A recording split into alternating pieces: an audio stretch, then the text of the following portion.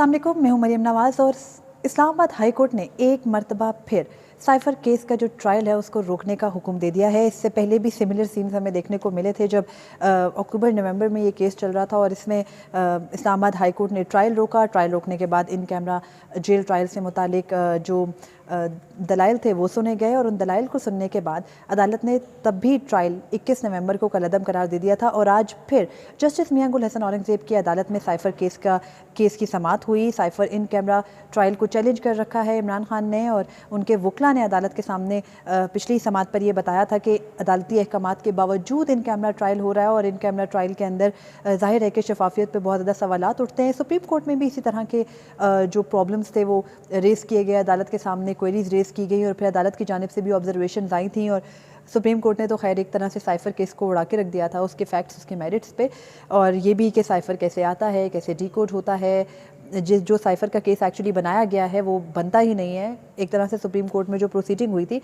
उससे यही समझ में आया था। लेकिन आज अहम ये हुआ कि इस्लामाबाद हाई कोर्ट ने 11 जनवरी 2024 तक साइफ़र केस का जो ट्रायल है वो रोक दिया है। यानी 25 गवाहान के जो बहुत जल्दबाजी में दलाइल रिकॉर्ड हुए थे और आज इस्लामाबाद हाई कोर्ट के सामने वो तमाम तर तरीक़ेकार रखा भी गया था,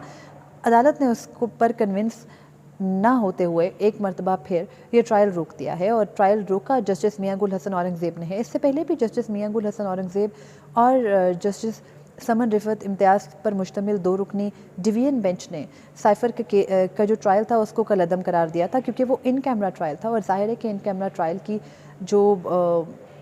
मिसाल है वो जमहूरी मुल्कों में दुनिया में नहीं मिलती और काफ़ी डिटेल्ड ऑर्डर आया था। आज भी अदालत के सामने जब ये केस की समाअत हुई, अटॉर्नी जनरल अदालत के नोटिस पर मौजूद थे। उन्होंने अदालत को बताया कि अब तक इस केस में क्या कुछ हुआ और उन्होंने अदालत के सामने on the face of court ये बात कही कि जो साइफ़र का ट्रायल है वो इन कैमरा नहीं हो रहा बल्कि वो मीडिया की मौजूदगी में होता है। सिर्फ कुछ गवाहान हैं जिनका के ताल्लुक़ हमारे साइफ़र सिक्योरिटी सिस्टम से है, वो दफ्तर ख़ारजा के मुलाज़मीन हैं और उनकी क्रॉस एग्जामिनेशन और उनके जो बयानात हैं वो ओपनली और पब्लिकली रिकॉर्ड नहीं हो सकते क्योंकि वो किसी भी सूरत लीक नहीं हो सकते, मुल्क की सलामती के अगेंस्ट है। ये प्ली लेगी, इस पे अदालत कन्विंस्ड भी हमें दिखाई दी। यानी जस्टिस मियां गुल हसन औरंगज़ेब ने शुरू में ये कहा कि 2 सूरतें हो सकती हैं कि या तो अदालत इस साइफ़र ट्रायल को मामूल के मुताबिक चलाने का हुक्म दे, यानी जेल ट्रायल नहीं हो जैसे नॉर्मल कोर्ट्स में चलता है, लेकिन फिर उस पर हमारे इदारों को प्रॉब्लम ये है कि कौमी सलामती का मसला आ जाता है और साइफ़र के अंदर सिक्योरिटी के इशूज़ हैं, फिर इमरान खान की अपनी सिक्योरिटी भी कंप्रोमाइज़ होती है। तो उन्होंने कहा कि वो स्टेट के मामलात में मुदाखलत नहीं करना चाहते, एक ये चीज़। दूसरी चीज़ उन्होंने ये कही कि या तो फिर जेल ट्रायल की इजाज़त दी जाए। उन्होंने कहा हमने पहले भी जेल ट्रायल की इजाज़त दी और ये भी उन्होंने कहा कि मैं अपने आप को अपनी मेमोरी से वो चीज़ निकाल तो नहीं सकता कि मैंने इस केस की पहले भी समाअत की है डिवीजन बेंच में और काफ़ी मुफस्सिल की है और उसके अंदर अदालत ने हुक्म जारी किया था कि जेल ट्रायल ही हो लेकिन वो ओपन ट्रायल होगा, उसमें मीडिया और मीडिया के अलावा अहले खाना और पब्लिक को आने की इजाज़त होगी। और उन्होंने कहा कि ये नहीं हो सकता कि आप आ जाएं और आप आ जाएं और आप ना आएं, बल्कि जो भी चाहे उस ट्रायल में जाके उस ट्रायल को अटेंड कर सकता है और उसको सुन सकता है और पब्लिक जो ट्रायल होता है वो इसी तरीके से होता है, यानी जैसे यूजुअली है, लेकिन आप जेल में कर रहे हैं क्योंकि जो मुल्ज़िम है वो ऑलरेडी दूसरे केसेस में भी कैद है। अब ये पॉइंट अदालत ने पहले अपने ऑर्डर में क्लियर कर दिया था। आज जब अदालत के सामने ये मामला आया तो जस्टिस मियां गुल बड़े फ्रस्ट्रेटेड भी नज़र आए और वो ऐसे अपने बार बार कन्फ्यूजन का, अपने फ्रस्ट्रेशन का इजहार भी कर रहे थे कि जब आपको समझाया है कि ट्रायल ओपन जेल में कैसे हो सकता है तो फिर आप लोग क्यों नहीं समझते। यानी वो प्रोसिक्यूशन से मुखातिब थे और फिर प्रोसिक्यूशन की जानिब से अटॉर्नी जनरल ने उनको ये सेटिस्फाई करने की कोशिश की कि जो 4 गवाहान हैं उनका ताल्लुक़ दफ्तर ख़ारजा से है, उनके बयानात ओपनली नहीं हो सकते। तो आज अटॉर्नी जनरल ने जो अदालत के सामने प्ली रखी थी वो भी आपके सामने रखती है। उन्होंने कहा कि अब तक जब नए सिरे से ट्रायल शुरू हुआ, यानी 13 दिसंबर को ट्रायल शुरू करने का ऑर्डर हुआ, 14 को ट्रायल शुरू हुआ, 15 दिसंबर से गवाहान के बयानात रिकॉर्ड होना शुरू हुए, तो 21 दिसंबर तक जब तक कि इन कैमरा ट्रायल हो रहा था जहां मीडिया को जाने की इजाज़त नहीं थी, तो उसके अंदर 13 गवाहान के बयानात रिकॉर्ड हुए और उन 13 गवाहान के बयानात के रिकॉर्ड होने तक का मामला इस्लामाबाद हाई कोर्ट के सामने चैलेंज था। उन 13 के बाद 21 दिसंबर से आज 28 दिसंबर तक कुल 12 गवाहान के मज़ीद बयानात रिकॉर्ड हुए, यानी इन टोटल 25 विटनेसेस अब तक रिकॉर्ड हो चुके हैं, जिनमें से 3 का क्रॉस एग्जामिन किया गया है, तीन के जो क्रॉस एग्जामिनेशन हुआ है उनका ताल्लुक दफ्तर ख़ारजा से है, और क्योंकि वो साइबर सिक्योरिटी पर मामूर हैं और जो बाहर से बैरून मुल्क से साइफ़र की सूरत में पाकिस्तान में पैगामात आते हैं उनको डिकोड करते हैं, उनकी ट्रांसक्रिप्टिंग करते हैं और वो समझते हैं कि किस तरीके से साइफ़र सिक्योरिटी सिस्टम ऑपरेट होता है। तो ये अदालत को बताया गया कि वो साइफ़र सिक्योरिटी सिस्टम से मुतालिक हक़ाइक़ जब बताएंगे स्पेशल कोर्ट को तो जाहिर है कि वो पब्लिक नहीं होने चाहिए, क्योंकि वो मुल्की मफाद के अगेंस्ट है और पब्लिक होने पर हमारे दुश्मन ममालिक समेत दुनिया में ये बात फैल सकती है कि पाकिस्तान में तरीक़ेकार कैसे चल रहा है, तो ज़ाहिर है वो आउट नहीं हो सकता। यहाँ तक अदालत कन्विंस थी, लेकिन बीच में जस्टिस मियां गुल हसन औरंगज़ेब ने ये सवाल किया कि सुप्रीम कोर्ट ने बेल में क्या कहा था। तो उस पर अटॉर्नी जनरल ने कहा कि सुप्रीम कोर्ट में बेल का मैटर था, यानी यहाँ पर आप इन कैमरा जेल ट्रायल और अपील में हैं, सुप्रीम कोर्ट में सिर्फ ज़मानत की हद तक केस था। तो उस पर जस्टिस मियां गुल ने कहा कि सुप्रीम कोर्ट वाज़े तौर पर लिख चुकी है कि ये सफिशेंट मटीरियल या सफिशेंट एविडेंस ऑन रिकॉर्ड नहीं है कि जिसकी बुनियाद पर सुप्रीम कोर्ट ज़मानत ना दे, और फिर सुप्रीम कोर्ट ने ज़मानत दे दी। तो उन्होंने कहा कि that's it, I am clear now, यानी ऐसे मेज़ पे हाथ पटा और इमोशनल भी हो गए थे थोड़े और कह रहे थे कि बिल्कुल ठीक किया, बल्कि उन्होंने कहा कि वो बिल्कुल ठीक तरीके से समझ गए, यानी अब उनका माइंड टोटली क्लियर हो गया है कि कैसे ये जो ट्रायल है ये चल रहा है, या जो भी चीज़ें कन्फ्यूजन उनके माइंड में थी सुप्रीम कोर्ट के फैसले से क्लियर हो गई हैं। खैर, इस सब के बाद सुप्रीम कोर्ट वाला पॉइंट भी इम्पोर्टेंट था, लेकिन फिर जेल ट्रायल के ऊपर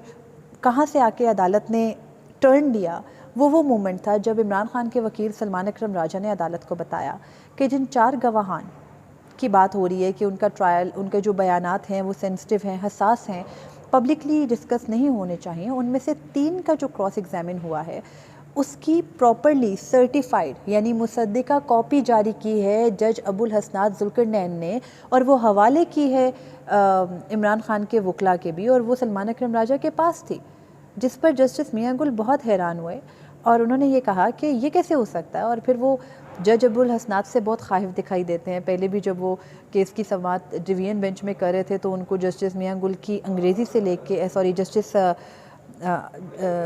जज अबुल हसनात की अंग्रेज़ी से लेके उनके अहकामात, उनके ऑर्डर्स, हर चीज़ की लैंग्वेज पे वो एतराज़ कर चुके थे, तो यानी एक तरह से उनकी कॉम्पिटेंसी पे क्वेश्चंस उठा चुके थे। तो उन्होंने कहा कि हाई कोर्ट सुपरवाइजरी जुरिस्डिक्शन में यहाँ है, ठीक है, वो देख रही है कि किस तरीके से ये तमाम तर मामलात हो रहे हैं, तो ऐसे नहीं चल सकता। और उन्होंने कहा कि जज उन्होंने ये कहा कि अगर मैं इस तरह का ट्रायल करता जो कि ऑफिशियल सीक्रेट एक्ट से मुतालिक होता तो मैं पहले ख़ुद को एजुकेट करता, यानी मैं सीखता कि मैंने कैसे ये ट्रायल करना है, और सीखने के बाद मैं उस ट्रायल को कंडक्ट करता। तो उन्होंने यानी जज अबुल हसनात के बारे में थोड़ा थोड़ा ये कहने की कोशिश की कि उनको तो पता ही नहीं है कि वो ऑफिशियल सीक्रेट एक्ट का ट्रायल कैसे करें, एंड दैट्स ट्रू। उसकी रीज़न ये है कि आप अगस्त में शुरू हुए, यानी साइफ़र का मामला लिंक करता है 27 मार्च 2022 से। 27 मार्च 2023 भी आई, 1 साल मुकम्मल हुआ, उसके बाद 6 माह गुजरे, अगस्त आया, और अगस्त में आके साइफ़र का मामला उस टाइम पर उठाया गया जब इमरान खान को तोशा खाना केस में गिरफ़्तार कर लिया गया था, यानी 21 अगस्त 2023 अगर मैं गलत नहीं हूँ तो तब साइफ़र का मामला हुआ। साइफ़र में 16 इट वॉज अगस्त 2nd और 3rd वीक जब इमरान खान को साइफ़र केस में गिरफ़्तार किया गया, शाह महमूद कुरैशी को भी, और उसके बाद उनकी खसूसी अदालत के जज की तैनाती हुई। और खसूसी अदालत के जज की तैनाती का क्राइटेरिया ऑब्वियसली हम सबको मालूम नहीं है, और अगर मालूम होता तो आपसे शेयर ज़रूर करती, लेकिन जब वो लगाए गए तो उनको लगाने के बाद फिर एक बार ट्रायल इन क्वेश्चन आया। इस्लामाबाद हाई कोर्ट में चीफ जस्टिस आमिर फ़ारूक ने उनके कंडक्ट को ठीक करार देते हुए ट्रायल की इजाज़त दी, 30 दिन में ट्रायल मुकम्मल होने का कहा। उसके खिलाफ इंट्रा कोर्ट अपील आई, डिवीज़न बेंच बैठा, डिवीज़न बेंच ने बैठ के इन कैमरा ट्रायल और जितने भी उनके सामने मामलात थे उसके ऊपर केस को देखा, और देखते हुए केस को ये डिसाइड किया कि ये ट्रायल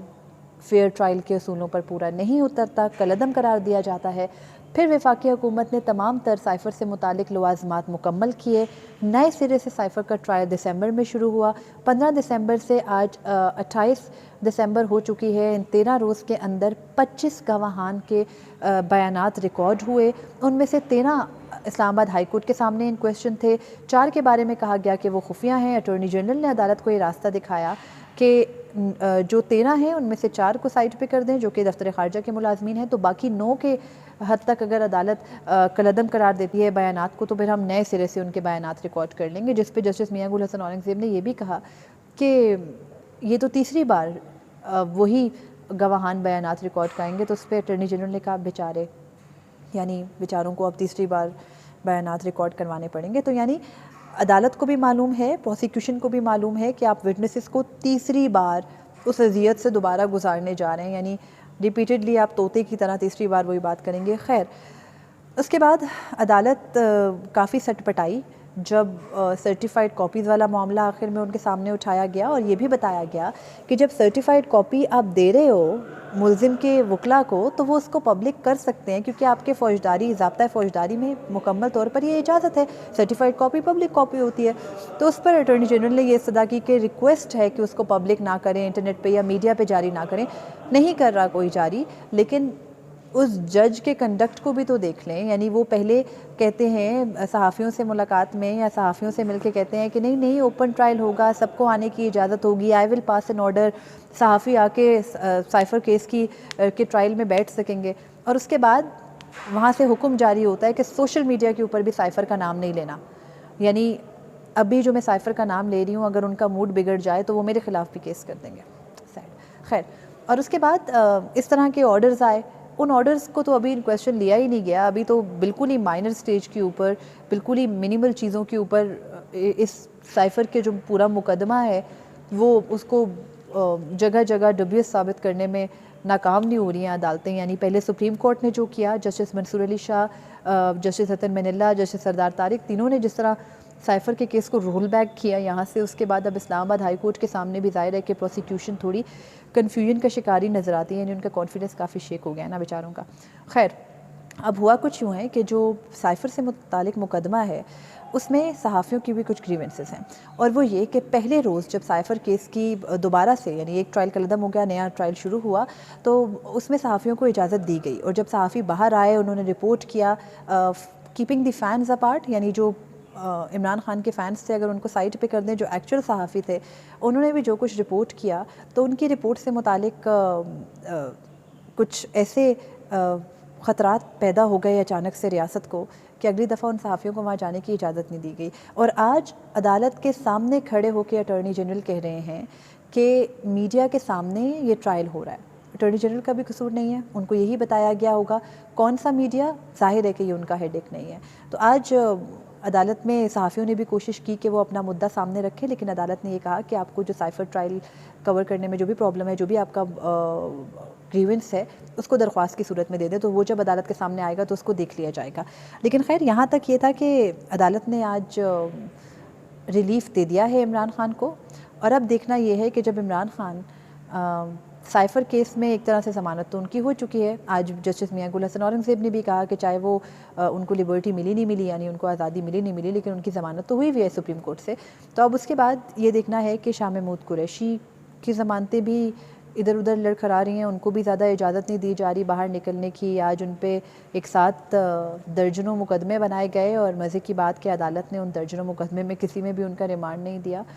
अब वो ज़मानत के लिए अप्लाई करेंगे, तो देखना है कि वो बाहर आएंगे या नहीं। लेकिन इस्लामाबाद हाई कोर्ट से एक मरतबा फिर इमरान खान को रिलीफ़ मिल चुका है, और कल भी उनकी कुछ दरख्वास्तें लगी हैं, तो देखते हैं कि उनको मज़ीद रिलीफ़ वहाँ से मिलता है या नहीं। और जो साइफ़र ट्रायल हो रहा है उसके जो कंटेंट्स हैं, मंदरजात हैं, केस की जो बुनियाद है, वो कुछ